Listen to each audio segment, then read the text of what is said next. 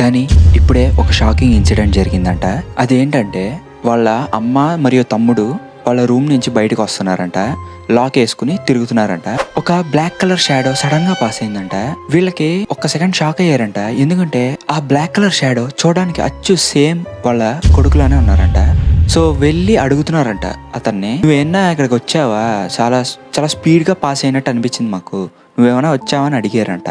అప్పుడు వెంటనే అతను, నేను టీవీ చూస్తున్నాను, నేను ఎలా బయటకు వస్తాను అని అన్నారంట.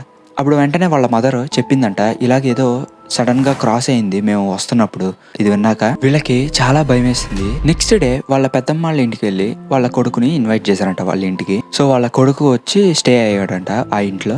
వాళ్ళ మదరు కుకింగ్ చేస్తున్నారు.